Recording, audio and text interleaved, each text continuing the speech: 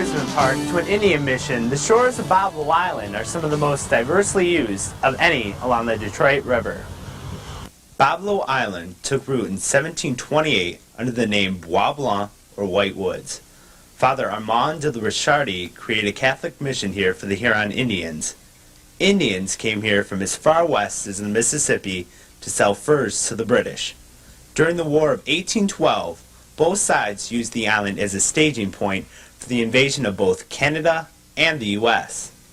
Bois Blanc also served as headquarters for Indian Chief Tecumseh's warriors. Before the Civil War, Bois Blanc was used as a stopover for slaves who were seeking freedom through the Underground Railroad.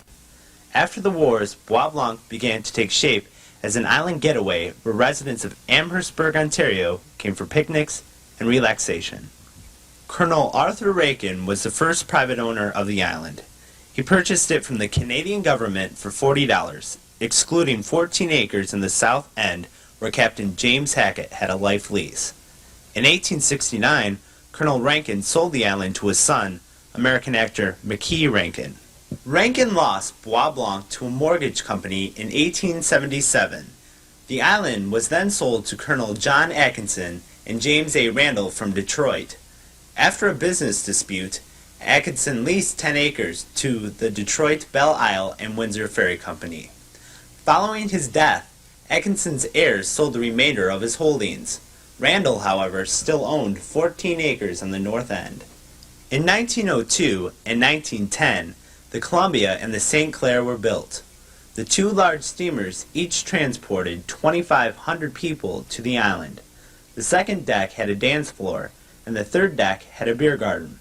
This provided entertainment to many, but other events aboard the boat were even more memorable.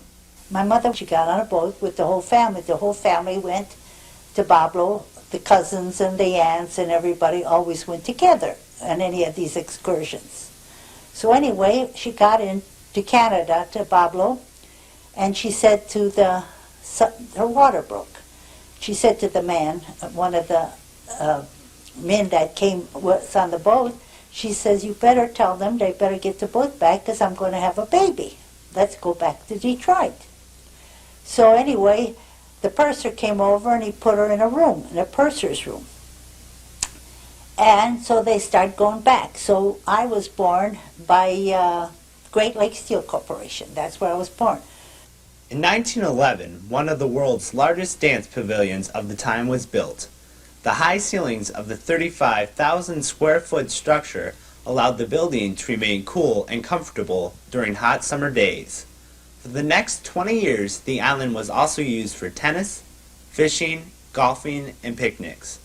Since the ferry company's main business was transporting passengers between Detroit and Windsor, it experienced fierce competition in the early 1930s from Ambassador Bridge and the Detroit-Windsor Tunnel. The park was closed for 2 seasons and reopened in 1935 with a 12-acre amusement park known as Point Boblo in order to attract more visitors. And also tradition. And because your family went and your grandparents went, you went. It was even if people who would travel to Disney and to Cedar Point and to Six Flags, they would still come back here. Now the other thing was, that I learned, is a lot of inner city people can't afford to go out of town. They're working all summer. I drove a family home who missed the boat, and they said that is their summer vacation, that day to go on the island. Problems occurred regarding immigration as early as 1940 when fear spread among Americans that Canadians would illegally board boats headed towards the United States. Tables later turned and it was feared that Americans would use this route as an escape to Canada. In April 1949, another real estate transaction occurred when Troy Browning of Grosse Pointe, Michigan purchased the island. With the Brownings, they just, because of another part of their company running into difficulty, they couldn't put money into the park. They let the maintenance go, and that's those years that we had all those ride accidents. As a matter of fact, our director of maintenance quit because they wouldn't give him the money to keep the rides safe.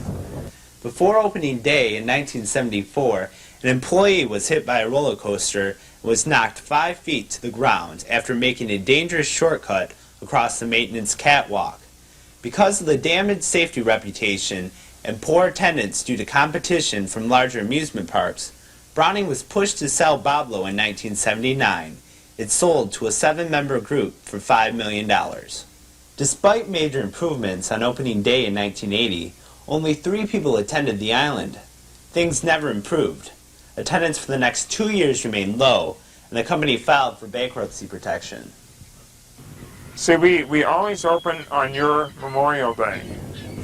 A couple of times he tried to open a week early.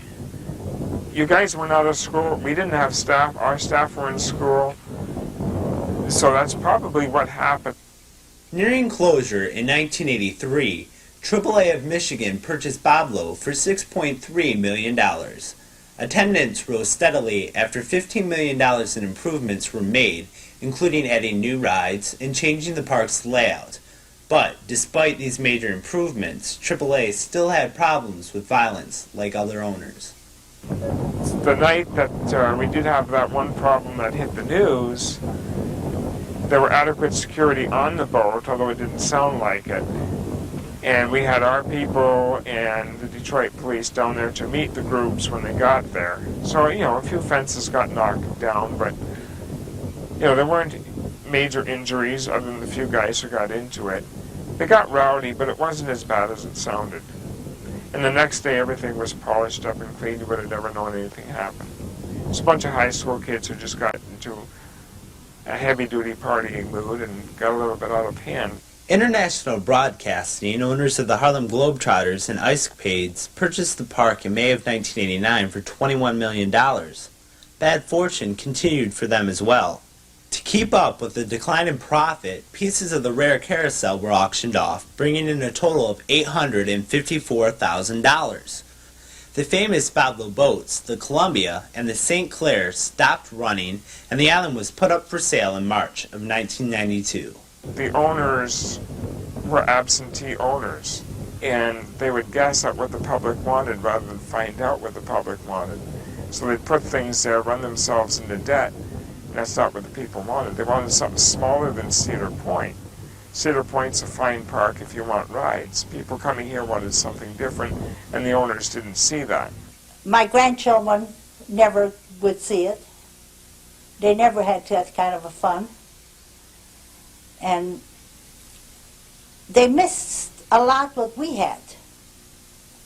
Because my brother and I and her kids, we all went. The park was sold to Northern Capital Corporation for $3.7 million. When joint owner Michael Moodenbaugh was injured in a car accident, his partners decided to close the park. The closing of the park upset the visitors who attended regularly for family vacations. For many, years of tradition ended because of a business deal. Oh, we always have parties on my birthday. A lot of times the company would just take the whole bunch that went there. We used to have roasters full of chicken and stuffed cabbage and everything you can imagine. I remember going over with my dad once, just the two of us.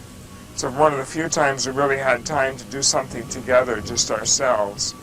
In August of 1994, John Oram, a Detroit businessman, bought the island for $4.2 million.